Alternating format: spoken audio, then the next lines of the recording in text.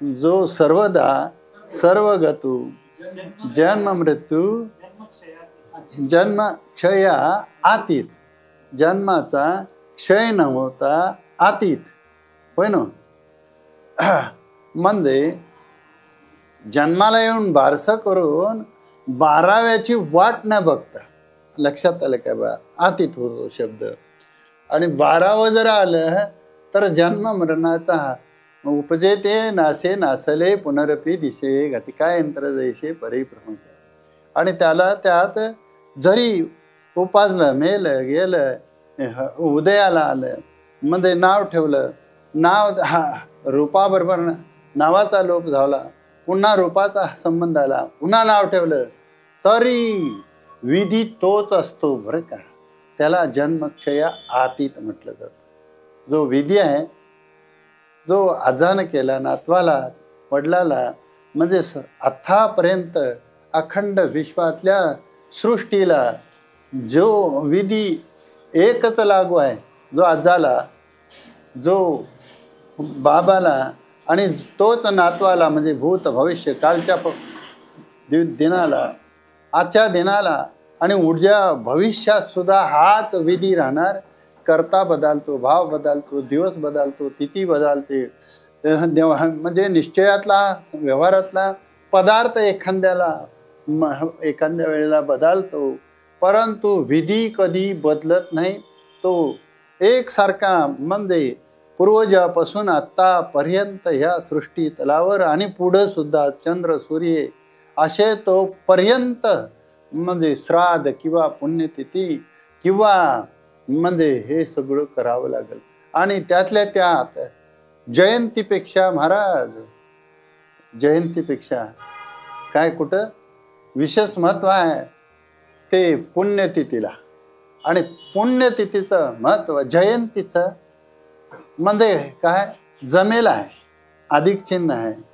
आणि पुण्यतिथीचं काय आहे, काय सांगशीला, गणितातनं बोलायचं झालं, लोकव्यवहारातनं बोलायचं झालं, नफ्या त्रुटीची बाब ही धरून बोलायची झाली, तर त्यावेळेला जो आपण तो निष्काम कर्माचा आणि त्यागाचा नाही, पण आनंदाचाच उत्सव आहे.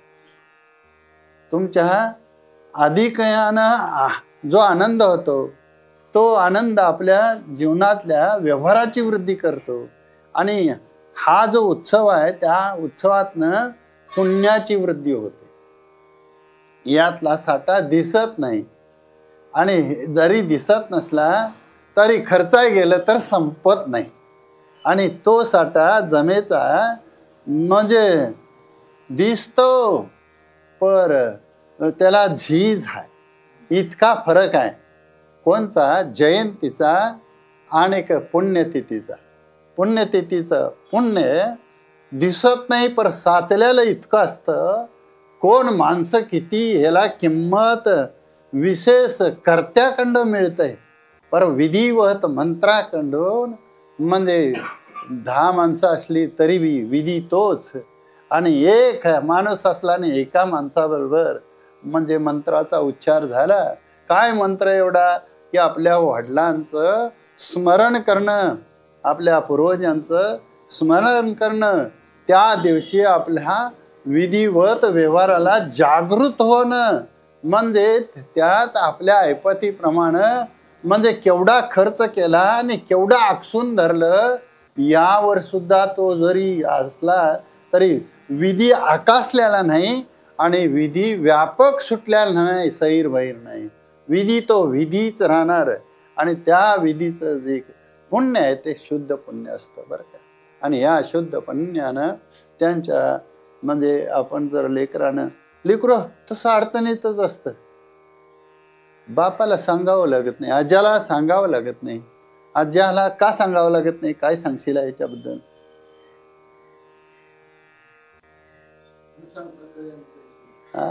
ते संतांचं वचन झालं. इथं परंपरा आहे, म्हणजे गोत्राची संगती आहे आणि व्यक्तिगत खाजगी जीवनाचा संबंध धरून ती तिथे ध्यानात ठेवून, म्हणजे लेकरानं आपल्या पूर्वजांचं म्हणजे आदर्श समोर केल्यात उभा, ते असे होते. त्यांनी असं केलं, त्याने आम्ही असं करायला पाहिजे. यात बारका मोठा विधी नाही. आम्ही शब्द कसा वापरलाय, म्हणजे किती पत्रावळ्या उचलल्या, किती माणसं गोळा झाली, म्हणजे केवढं भव्य दिव्य जागा ठेवली आणि काय काय तयारी केली. हे तुमचं गौण राहतंय पुण्याच्या पुढं, हे तुमचं गौण राहतंय पूर्वजांच्या पुढं, हे तुमचं गौण राहतंय पूर्वजांच्या सेवेपुढं. आणि काय पुढं येतो, अखंड जेवढा पूर्वजांचा संबंध आहे तो समोर येतो. आणि त्या सर्वांचा पित्र म्हटलंय, पित्र तिथी म्हटलंय. आणि तो शब्द व्यापक आहे. त्यात एक दोन कमी न्यून्य असं हे किंवा अधिक असं घटक नाहीत. ते एक व्यापकच आहे. पाणी म्हटलं की व्यापकच आलं, पाणी म्हटलं परिच्छिन्नही आलं. त्या उपाधीद्वारा का पाण्याच्या स्वरूपाखंड, स्वरूपाखंड कोण बोललं मध्ये, उपाधी स्वरूपाखंड बघितलं तर स्वरूप व्यापक आहे. म्हणजे एक बुंद होय ना, आणि एक एखादी म्हणजे गंगा नदी सारखंच आहे बरं का. गंगेतलं पाणीच आहे आणि ती एका थेंबानं सुद्धा वाहते जी गंगा आहे या तर ती गंगा म्हणजे पाणीयुक्त आहे. आणि म्हणून त्या पाणीयुक्त गंगेनं म्हणजे बारकं का मोठं आम्हाला गंगेच्या पात्रावरनं कळतं. पाण्यात बारकेपणा मोठेपणा नाही. पात्र हे पाण्याची उपाधी आहे.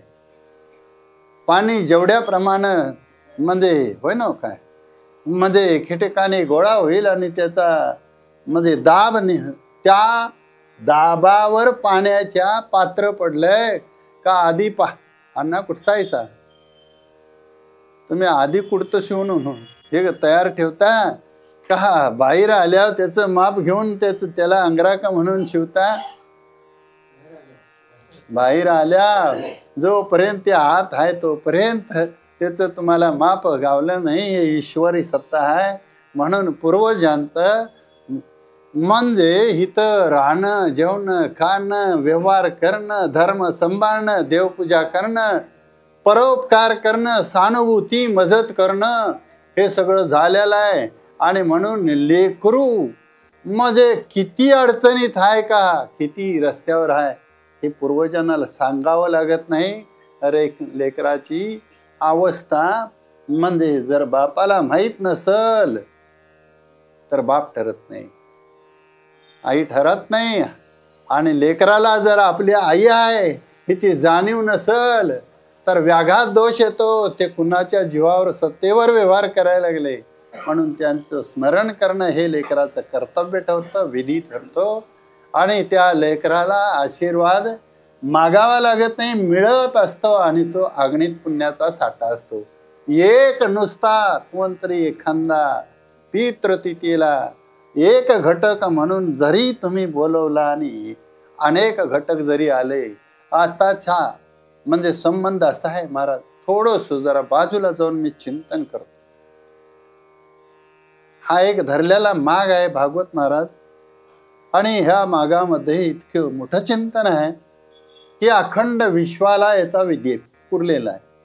मग म्हणजे प्रत्येकाचं साहित्य आणि प्रत्येकाचा व्यवहार म्हणजे सर्वांचा व्यवहार एक नाही.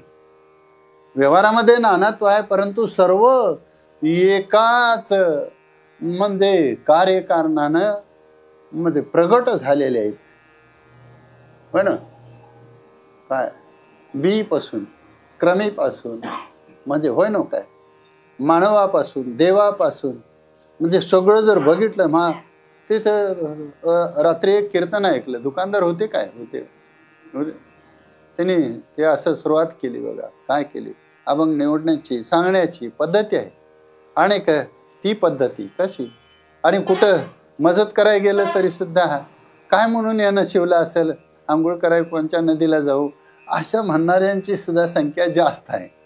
पर आंघोळ कराय कुठल्या नदीला जायला लागत नाही. कारण नामचिंतनामध्ये ईश्वर उपासनेचा, ईश्वर म्हणजे सन्निधानाचा, पण सन्निधान म्हणजे ईश्वराच्या, पण ईश्वरनिष्ठांची मांदियाळी असा पसायदानामध्ये त्याची संगती लावली माऊलीने विचारात.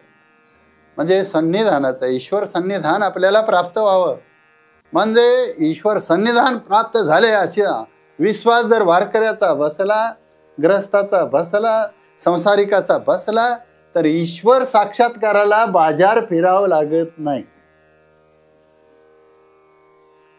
नाहीतर मग पिशवी सांभाळ, म्हणजे पिशवी सांभाळून राहते, आणि कोण नाही म्हटल्यावर ऊस मोडल्याशिवाय राहतो, आणि कोण नाही कसं, ईश्वर सदाच आहे तुमच्या हृदयात. मग तुमची सेवा म्हणजे कुणी नोंद करून घ्यायची आहे, पाप कुणी नोंद करून घ्यायचं आहे, पुण्य कुणी नोंद करून घ्यायचं आहे. पुण्य म्हणजे उघड कुणी करायचं आहे. जर पुण्य उघड करीत असेल तर दांभिकता आहे, आणि पुण्य म्हणजे सोडून पाप करीत असेल तरी भीतर आहेत. म्हणजे पुण्य करणारा बी अडचणीत आहे का, दांभिक आहे म्हणून, आणि पाप करणारा बी अडचणीत आहे का, लपवून ठेवतोय म्हणून. पाप लपून ठेवलं तर लपून राहील, आणि पुण्य केलं तर सांगून राहील. काय म्हणशील, दांभिक माणसाकडं जरी, पण उधळ्या माणसाकडं पैसा आला, लक्ष्मी आली, तांबल काय. म्हणजे आता ही कोण, म्हणजे जर तो लोकाला त्यातला एक भाव असतो, तो सगळा दुराचारात मोडतो महाराज. विधी नाही त्याला. आज मी विधिवत बोलायला लागलोय बरं का भागवत महाराज. कुणाला कळल नाही कळल, कळाव म्हणून करीत असल तर तो सुद्धा दांभिकतेचा. आपल्या ईश्वर सन्निधानानं, ईश्वर साक्षात्कारानं, ईश्वर साश्रयानं जर व्यवहार असला तर त्याला कोण बांध घालणार. पाणी असलं तरी सुद्धा, म्हणजे तुमची लक्ष्मी असली तरी सुद्धा, तुमचा लौकिक असला तरी सुद्धा, आणि तुमचं आयुष्य असलं तरी सुद्धा कोण मारील. इतका आहे देव तारील त्याला, मारील कोण न मोडे पायी काटा हिंडतावा. म्हणजे आयुष्य सुद्धा आरोग्य आहे. आता कुठं मागायचं आरोग्य, कुणाकडं मागायचं, काय काय चाललंय आता समाजामध्ये. आणि या सगळ्या भूमिकेतनं पूर्वजांनी दिवस काढले का उपासलेनी गेली, दिवस काढला.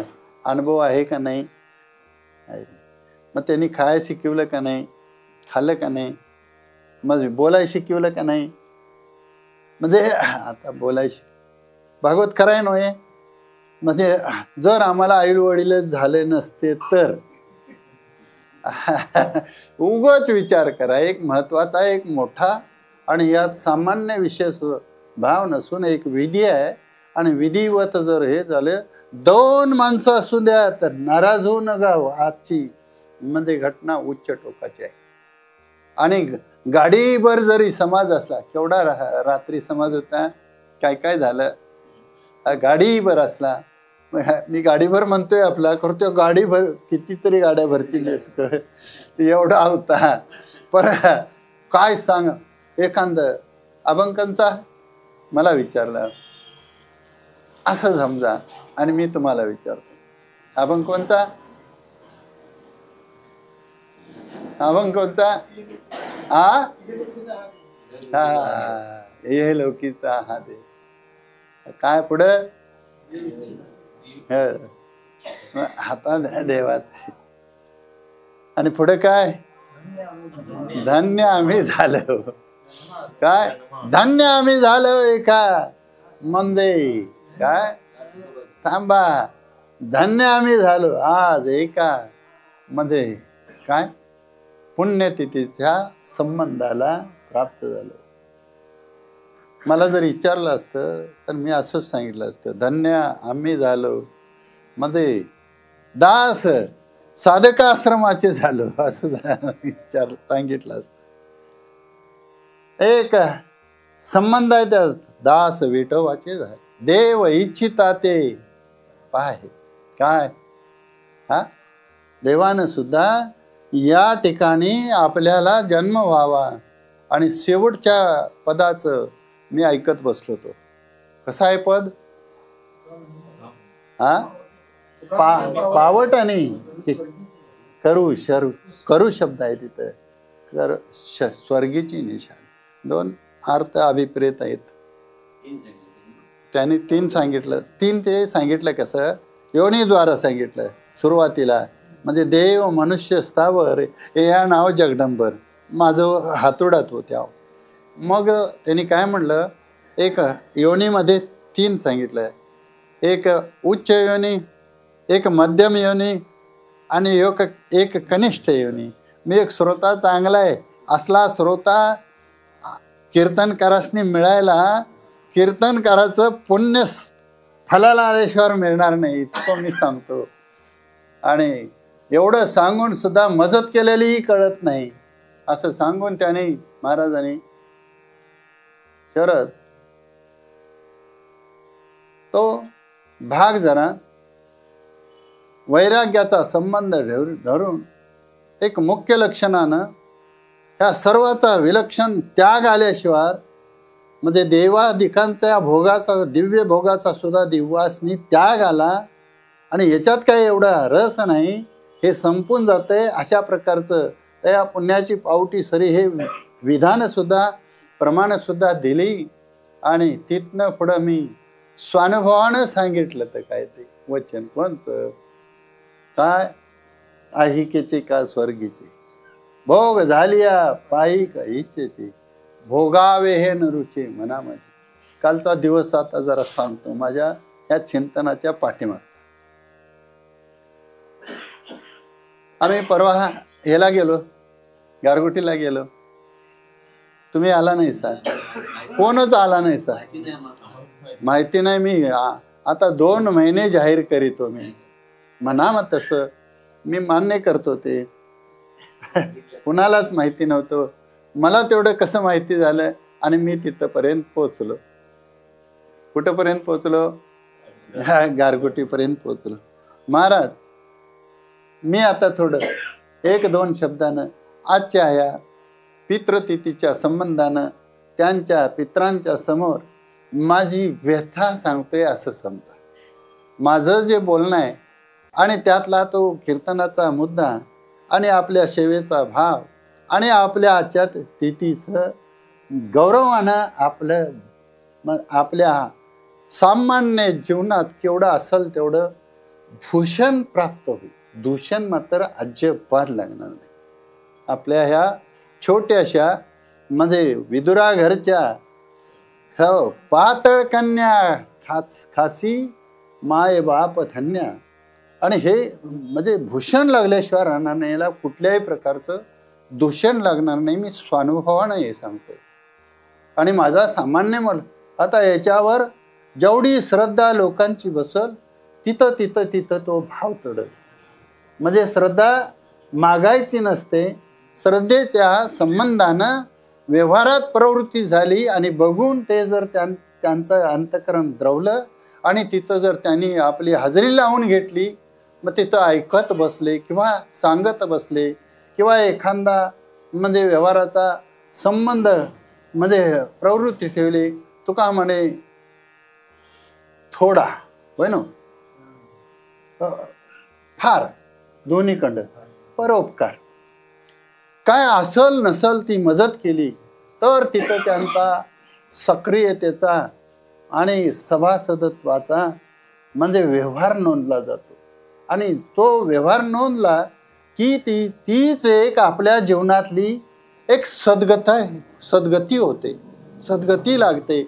असं वारंवार वारंवार तिळ तिळ तिळ तिळ पुण्य जर साचत गेलं तर ते पुण्य फळले बहुता दिवसा, भाग्य उदयाचा ठसा झालो सन्मुख मी कैसा संत चरण पावलो. आणि या संत चरणाच्या पायधुळीच्या संस्कारानं आपल्याला आपल्या ह्या अज्ञानातनं, आपल्या ह्या अविद्येतनं, आपल्या ह्या मोहातनं, आपल्या ह्या सगळ्या दोषातनं निवारण करायला, आंघोळ करायला दुसरीकडं जावं लागत नाही. हे जल आहे आणि या जलामध्ये जर कान भिजलं, मन भिजलं आणि तृप्त झालं, काय म्हटले ओवी नवीन आता, सर्वदा सर्व हा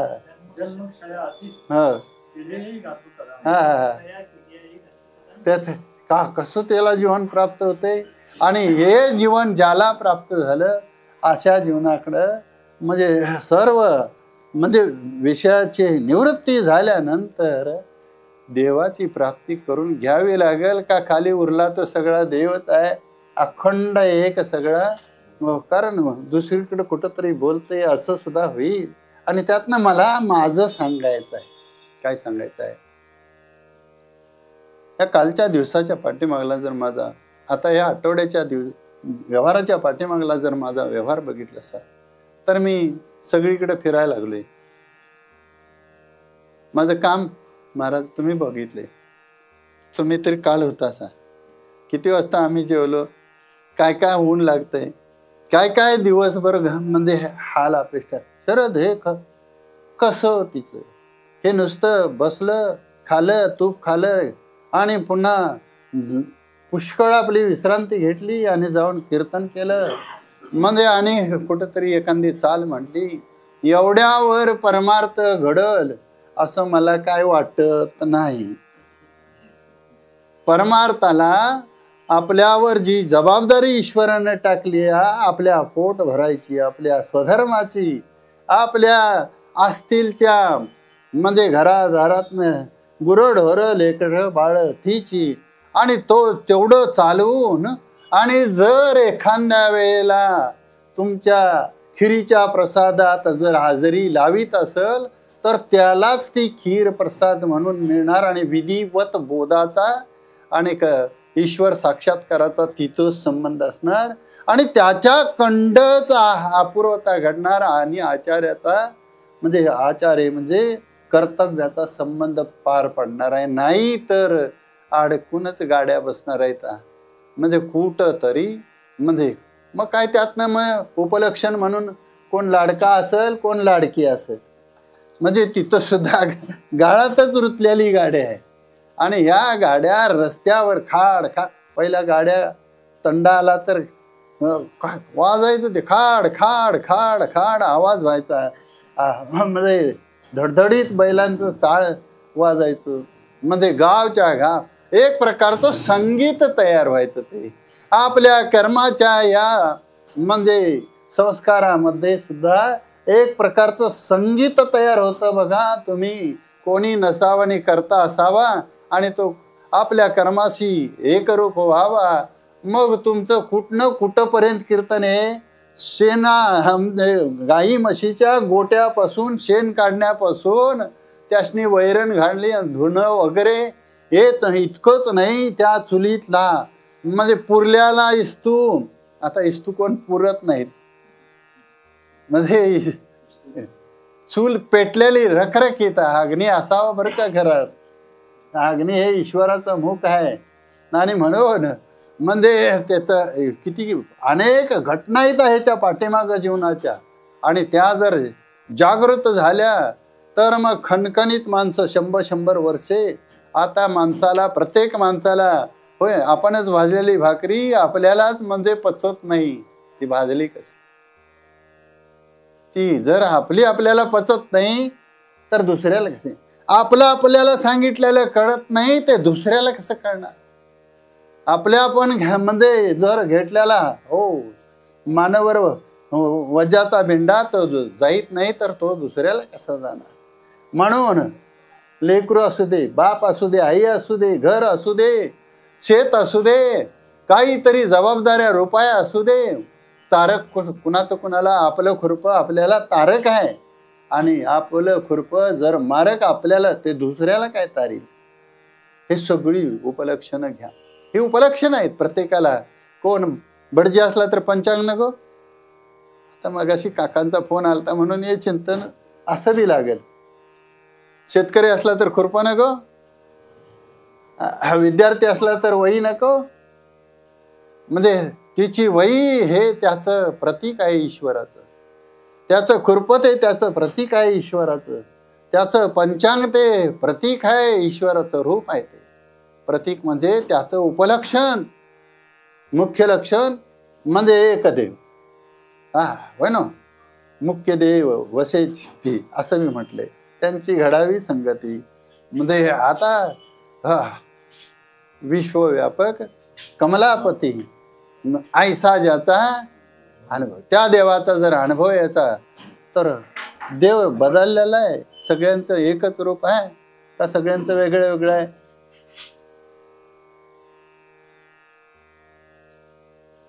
काय सांगशील महाराज? अभ्यास बी करा आणि विधिवत व्यवहार बी करा आणि मध्ये आनंदित राहावा.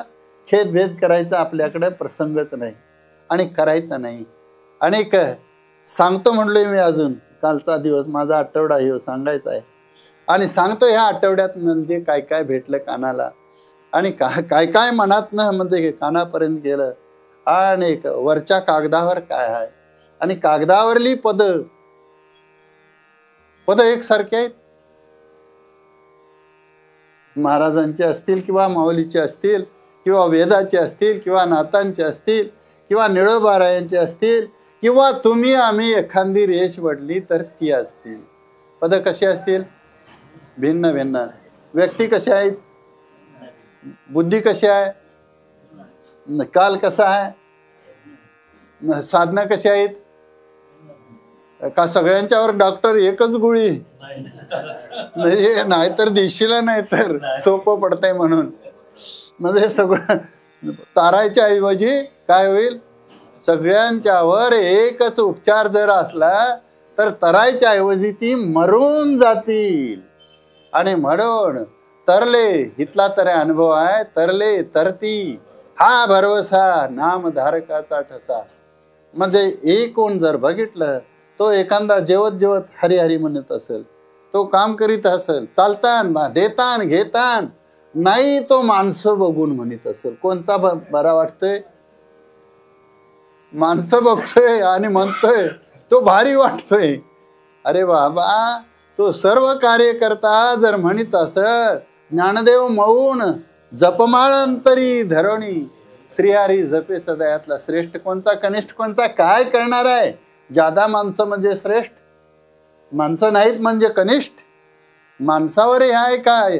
विधीवर आहे, विधीवर आहे.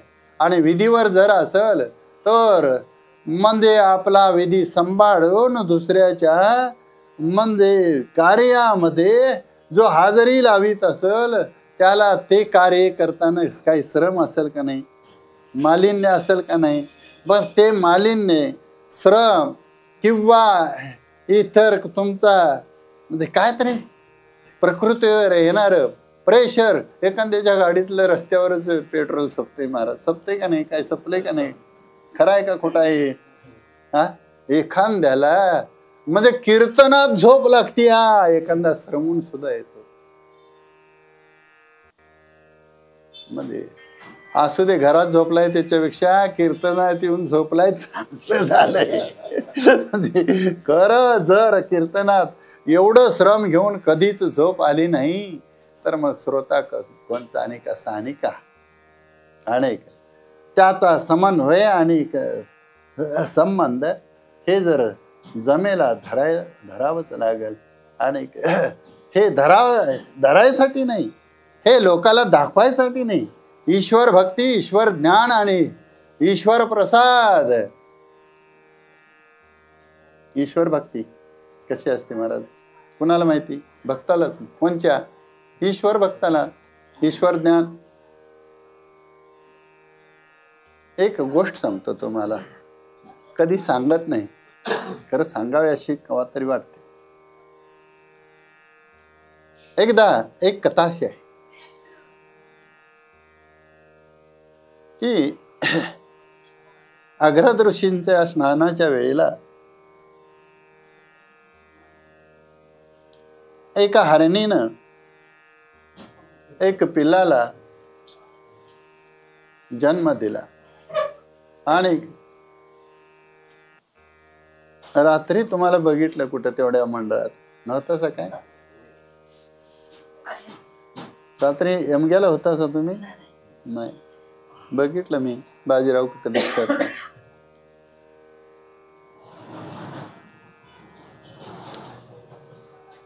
इथपर्यंत आलंय. ओवी हिने अडचणीत दिली. ओवी वाचून दाखवा त्यांना. ओवी वाचून दाखवा. हा हा, जन्म क्षयाचा होय ना. जन्म आणि क्षय म्हणजे क्षय म्हणजे मृत्यू. म्हणजे ते रात्रीचं कीर्तन यमापर्यंत गेलतं नाही. यमाचं सुद्धा तिथं आलं. आणि मला असं चापशान म्हणावं असं वाटलं. मला सगळी भेटल्यात खरं यम भेटाय नाही अजून. म्हणजे यम चांगला का वाईट? म्हणजे यमाच्या नोकरी कोण सापडत नसत असं आहे काय? यमाला काम लागलं की यम काम करत असतो. म्हणजे माणसानं सुद्धा काम लागलं की काम करावं. त्यासाठी हे वर्गवारी आहे सगळी. शेतकऱ्यापासून ब्राह्मणापासून क्षत्रियापासून वैश्यापर्यंत हे सगळं हे शूद्रापर्यंत सगळं स्त्री पुरुष भाव हे रचलेलं आहे. ही ओवी ऐकली सा नव्हतं तुम्ही? नाही ऐकायला. नवीन सांगा. जो सर्वदा सर्वगतू जन्मक्षया अतितू तया केलियाई घातू कदान घडे. त्याचा जर घात करायला लागेल आपण गेलो तर त्याचा घात केव्हाही होत नाही. आणि अशा पद्धतीनं हे जर संबंध आलेत. आजच्या हा तिथीचा संबंध आहे. कोणच्या? आमचे खोराटे महाराज त्यांच्या वडिलांची पुण्यतिथी हे निमित्त आहे. अनेक हे श्रीमंताला करता येते, गरीबाला करता येते, पारमार्थिकाला करता येते, संसारिकाला करता येते. ज्यानं गृहस्थ आश्रम स्वीकार. काय पाहिजे आहे तुम्हाला? अजिबात तिकडं काय बसू नका. इकडं पुढा करून बस. त्यांचं तिकडं ऐकून द्या, तुम्ही त्यांना ऐकू नका. मी हे कुठलाही शब्द पद माझ्या ह्या सेवेमध्ये लोक काय म्हणून द्यात, ईश्वर काहीतरी म्हणून दे. तिकडं मी कोण लोकांचा विचारच सोडलाय आता. ईश्वर काहीतरी म्हणू दे, काहीतरी शिक्षा करू दे. केली तर ईश्वरांतरी, नाही तर दिला तर दुवा ईश्वरांतरी. दोन्हीपैकी एक. आपलं चुकलं तर ईश्वर कधी आम्हाला माफी करणार नाही आणि बरोबर असलं तरी कधी चूक म्हणणार नाही. कोण आहे तो? त्याचं लक्षण कसं आहे? सर्वज्ञ आहे आणि शक्तिमान. अजून लक्षण आहे सर्व शक्तिमान तर आहेच आहे, सर्वज्ञ आहेच तर आहे. पण आणि एक लक्षण करा. अजून एक लक्षण कोणचं? ईश्वराची गैरहजेरी पडत म्हणजे याचं म्हणजे गैरहजेरी पडत नाही. म्हणून सर्व साक्षीत्व हे लक्षण ईश्वराचं शास्त्रात मोजलं जात नाही. ते ज्याचं त्यानं जमेला धरायचं आहे. सर्वज्ञ सर्व शक्तिमान म्हणजे हे जीवाच्या सापेक्ष लक्षण केले. पर सर्व साक्षीत्व हे लक्षण कुणाचं? माझी साक्षी. मी काय केलंय, मी कसं बोललोय, मी त्याच्या साक्षीनं बोललोय का गैरहजेरीत बोललोय, लपवून बोललोय? लपवून बोललो असलं तर दाबून. दांभिकता कुणाला कळणार? आमच्याकडं समाजाकडं दांभिकतेचं गंध, दांभिकतेची भक्ती, दांभिकतेचं दान. हो ना. दानात सुद्धा 3 प्रकार आले, भक्ती 3 प्रकार आले, ज्ञानात 3 प्रकार आले, मध्ये गुणामध्ये 3 प्रकार आले. गुणातीत असणाऱ्याला काही कर्म लागत नाही. म्हणजे कुत्र्या मांजराला सुद्धा कर्माचं फळ लागत नाही. भोगासाठी त्यांचं जीवन आहे. म्हणजे त्यांना ईश्वर कळलाय. ईश्वर नाही कळला. ईश्वर का नाही कळला? उदाहरण आहे दोषाचं. काय? दूध मिळाली या मांजर न म्हणे द्विज अंतेज घर, म्हणजे तैसे उदाहरण दिले. विषय उन्मत्तर न करती विचार शव्य अशव्य. शव्य अशव्य हे विचार जिथं नाहीत त्याला ईश्वरी बंधन नाही, भोग तेवढा आहे, ईश्वर कळलेला नाही. आम्हाला ज्या अर्थी म्हणजे केलंय कर्म आणि झाकून ठेवलंय, कळू नाही दिलं, ईश्वर कळलाय का नाही सांगा? कोणतरी पाहणार आहे आणि त्याला कळून चालत नाही. म्हणजे बाकीच्या लोकांना कळून चालत नाही ही गोष्ट खरी आहे, पण ईश्वराला कळायचं राहिले. ईश्वराला कळलं म्हणून आजचं उद्यावर गेले का म्हणजे कर चुकल्यात. कर्माला कर बसतात का नाही? काय तुमचं काय मत आहे? कर्माला कर बसतात महाराज. आणि म्हणून कर्म जर विधिवत राहिलं तर त्याला कर्म बसू शकत नाहीत. आणि हे कुणाला कळतं? फक्त ईश्वर भक्ताला. ईश्वर साक्षीत्व झाल्यानंतर आणि मग ईश्वर प्रसन्न होऊन सन्निधान मिळतं, ईश्वराचा आधार मिळतो. त्याचं कर्म ईश्वराशिवाय होतच नाही, त्याचं पाहणं ईश्वराशिवाय होतच नाही, त्याचं बसणं उठणं खाणं जेवणं या म्हणजे ईश्वर भक्ताला आहे झोप का ईश्वराला झोप आहे? काय सांगशील? ईश्वर भक्ताला. म्हणजे तीन अवस्था कुणाला येत्या? पण सुसुप्ती, जागृती आणि काय? सुसुप्ती, झोप, सुसुप्ती, स्वप्न आणि जागृती. म्हणजे आता जागृती ही ईशसृष्टीमधली आहे. जागृती ती जागृतीच. तुम्हाला जागृती, आम्हाला बी सूर्य दिसतोय, तुम्हाला बी सूर्य कुणाच्या सत्तेतला. आता तुम्हाला ही सत्ता कळायसाठी लय प्रमाण देत बसायच नको. रोमा कवन पिरी, सिंधू कवन भरी, पण पर्जन्याच्या धारा कवन करी. आम्ही पडतोय पाऊस, आम्ही उगवतोय केस, मग माझ्या डोचकी आता का काय आहे? काय नाही महाराज. मग तर ते का मग तर कुणी आता म्हणत नाही महाराज. गोरं झालं की काळं करतात. आता सगळं त्यातच आहे. आम्ही आवडतं का ते? तर हे बरं, त्याच्यापेक्षा हे बरं असेल ते माणूस स्वीकारतो. बरोबर. अजून काय कळाय नाही बरं कोणचं आहे ते? एक ईश्वर सेवाच बरी आहे. बाकीची सगळी सेवा, स्त्री सेवा, पुरुष सेवा, आई सेवा, बाप सेवा ही सुद्धा सेवा कनिष्ठ आहे महाराज. श्रेष्ठ सेवा फक्त ईश्वर सेवा. आणि ईश्वर सेवेचं पुण्य आपल्याला म्हणजे कोणत्या सेवेनं मिळतं? तर हे निमित्त आहे. पित्र मात्र या सेवेनं ईश्वर सेवेचं म्हणजे हे का म्हणशील तर ईश्वर सेवेला प्राप्त होत नाही. आम्ही जे काय कर्म करू त्या कर्माबरोबर ईश्वराची हाजरी असते, गैरहजर कधीच नाही.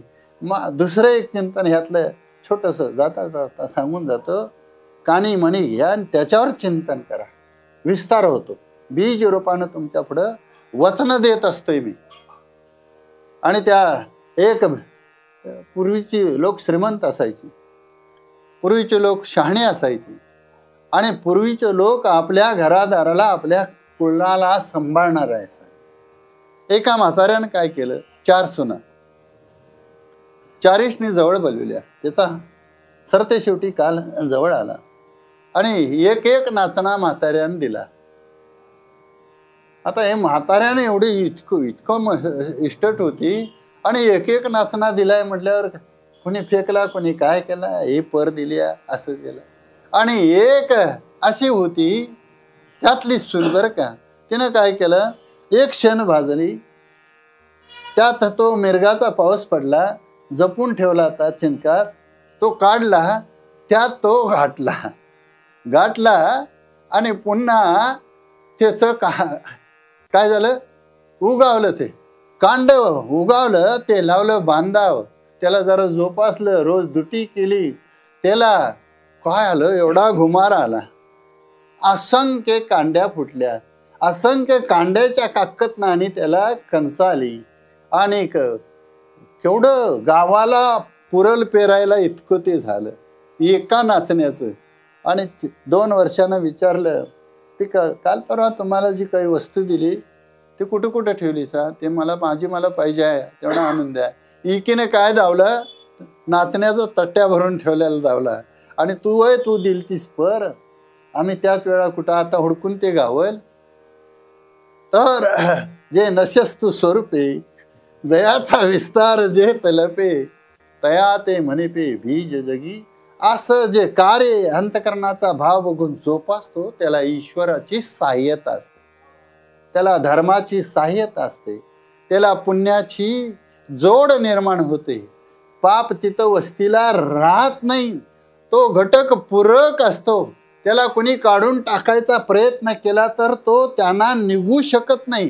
कुणाच्या तुमच्या माझ्या मतावर तो राहणं आणि निघून जाणं हे नाही, त्या ईश्वरी सत्तेतनं तो राहतो. आणि असं पुष्कळ हे बापाचं लेकाचं वगैरे हिरण्यकश्यपू प्रल्हाद वगैरे हे का ही सुद्धा प्रकरणं ह्यात नाहीत, पुष्कळ आहेत. आणि यातनं जर आपण बघितलं तर शुद्ध पुण्याचा संबंध संपाद्य होतो, तो ईश्वर सहाय्यतेने ईश्वर पूजन होतो, ईश्वर साक्षात्कारण होतो. आणि म्हणजे ईश्वर भूतान ममेव अंश. हो, हे सगळं ईश्वर सेवेचं लक्षण आहे. वेगळा देव मानवाला पूजावा लागत नाही, ईश्वर भक्ती ही श्रेष्ठ आहे. एक झालं तरी सुद्धा गौण राहिले माझं. अनेक ही पद आहेत, त्या पदाबद्दल थोडं सांगतो तुम्हाला. हे सांगतो म्हणलं तिथनं इथं विस्तार झाला, त्या विस्ताराचं मूळ तुम्हाला सांगायचं आहे. ईश्वराला कधी स्वप्न पडलं का? ईश्वराला जागे व्हावं लागतं का? ईश्वराला झोपी जावं लागतं का? म्हणून हे स्वप्न आपल्याला पडतं. जोपर्यंत स्वप्न पडतं तोपर्यंत आपलं अंतकरण बाधित झालेलं नसतं, हे मी तुम्हाला सांगतो म्हटलं. आणि अंतकरण जोपर्यंत बाधित झालेलं नाही तोपर्यंत आम्हाला पाप पुण्य विसरून, धर्म विसरून, कर्म करता येत नाही.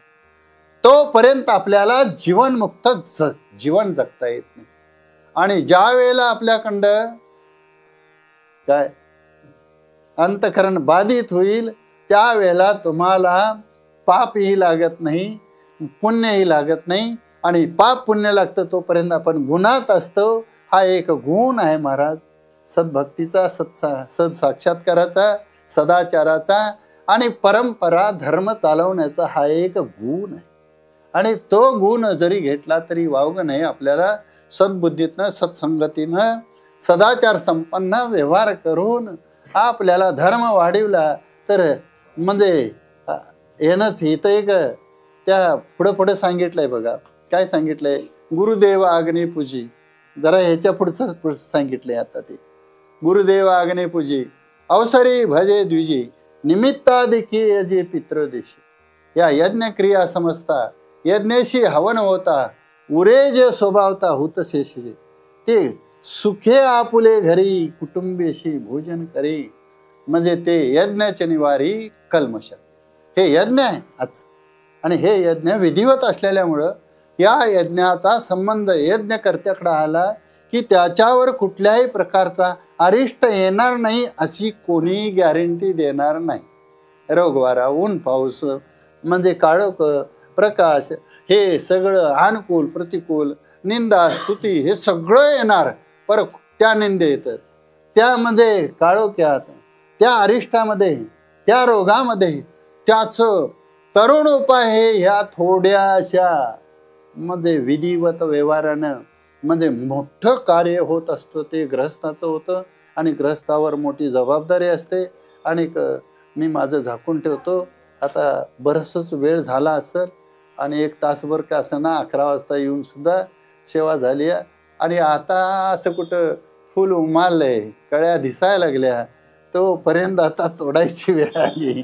म्हणजे असं बी हे सगळं चालू बंद ढिम फुल आहे. कुठं सांगावं असं वाटतं त्याचं कोण ऐकत नाहीत. म्हणजे ऐकावं असं म्हणजे असंही वाटू नये. योग असतो. तुका म्हणे पावटणे केली स्वर्गीची निशा. तिथं अभिप्रात अर्थ बरेचसेच 2-3 आहेत आणि त्या अर्थामध्ये जरा शंका आहे. मला रात्री गावली नाही, पर मी मदत केली थोडीफार आणि आम्ही तिथनं आलो. बाजीरावला बघितलं, जाईत जावा, कार्य आहे तुमचं आणि एक पर्वणी आहे. आता ती विधिवत जर या सेवेच्या आधारे, वारकऱ्याच्या आधारे, वारकरी कसला बी असू दे, दिन दुबळा असू दे, पर विधिवत जर असेल तर तो ईश्वरापेक्षा श्रेष्ठ आहे. ईश्वराला अजून काय करावं लागतं? ईश्वराला भेद आहे. ईश्वराला कोणचा भेद आहे? जे सूर आणि असुर यातला भेद आहे तो ईश्वर, आणि तो त्याच्याकडं व्यवहारापुरता राहिला आहे. परंतु म्हणजे जीवाच्या म्हणजे कोणचं म्हणजे 2 नंबरचं यज्ञ कोणचा सांगितलंय मी तुम्हाला? एक पहिला ब्रह्मयज्ञ आहे आणि 2 नंबरचा यज्ञ, 5 हे महायज्ञ आहेत. देवयज्ञ. देवयज्ञ म्हणजे देवयज्ञ करायची गरज नाही, करेल त्यात हा देव आहे. तर भूतयज्ञ, जीव भूता हे सगळं यज्ञातलं लक्षण आहे. ब्रह्मभूता, ब्रह्मयज्ञ झाल्यानंतर ब्रह्मभूता, ब्रह्माचा आविष्कार म्हणून ब्रह्मभूता. तुमच्या इथे गात्यातनं, ज्ञानेश्वरीतनं हा विषय सगळीकडे फिरलेला आहे. उपनिषदातनं हा विषय सगळा फिरलेला आहे. व्यासांच्या ब्रह्मसूत्रापासून हे इथपर्यंत ओतप्रोत वेदाचं मनोगत संतांनी हे केलेलं आहे. त्याला ही पदरचना आहे.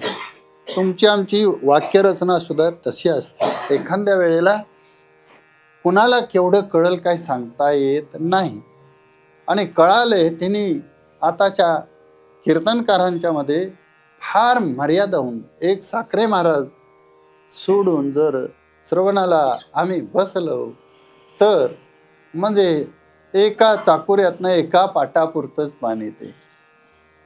जसं पद असेल, एक अभंग असेल, तेवढ्या अभंगाचा म्हणजे तो विस्तार त्या 2-3 तासामध्ये काय असेल ते तुमच्या चाली वगैरे, म्हणजे ओवी असली तर ते तास 1.5 तास काय असेल ते, काय 2-2 तास सुद्धा प्रवचन म्हणजे सांगा म्हणणारा असा भाग आहे. आणि 2 तासात सुद्धा कठळत नाहीत. असा सुद्धा काही सूत्राचा संबंध येतो. सूत्र आणि म्हणजे सूत्राचा आधार घेऊन कथा वेगळी आणि सूत्र वेगळी.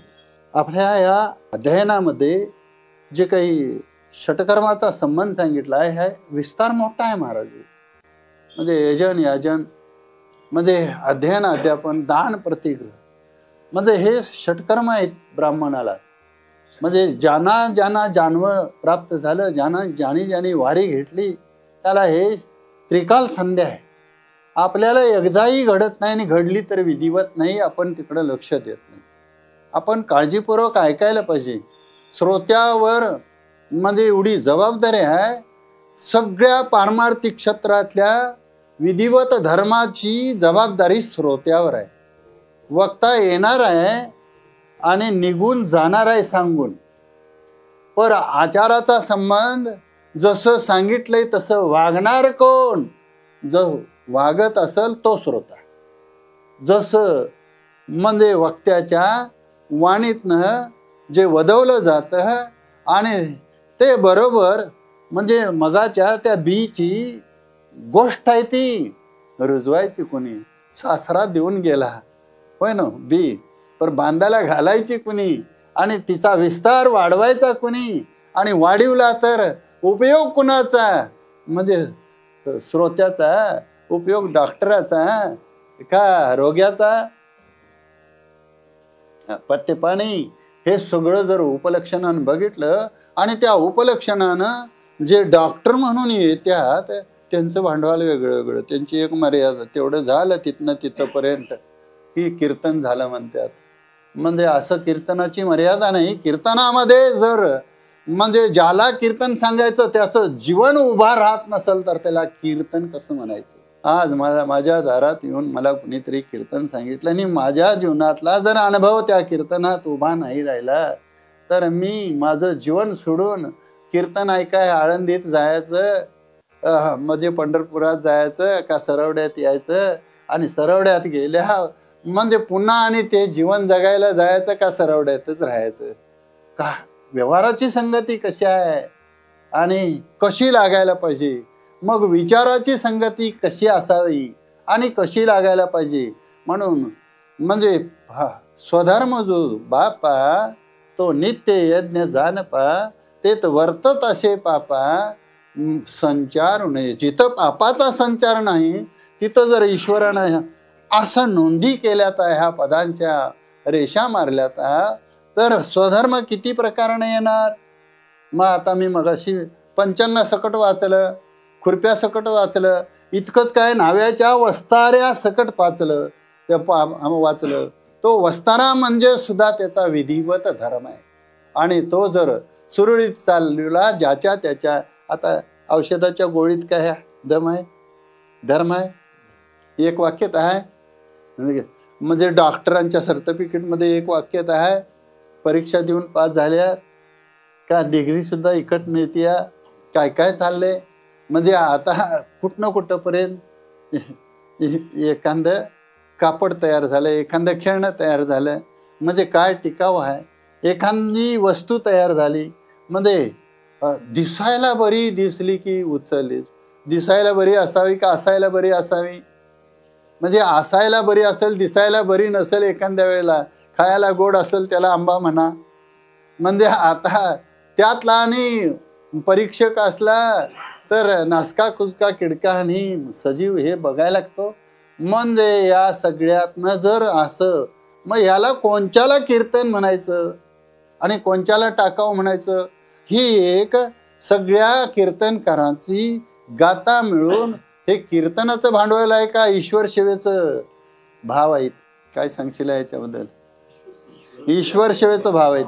त्यातला एखादा भाव माझ्या संबंधानं येणारा होय ना, मजुराचे धन करावे इळा दुरी जतन गाता लिहितो. काय आम्ही मजुरांनी काय करायला पाहिजे? खुरपणी दुरी जतन करायला पाहिजे. आणि खुरपणी ते जो करीत असताना इतकंच नाही, त्या खाटक्यापर्यंत जाऊन महाराजांनी हे सांगितलंय.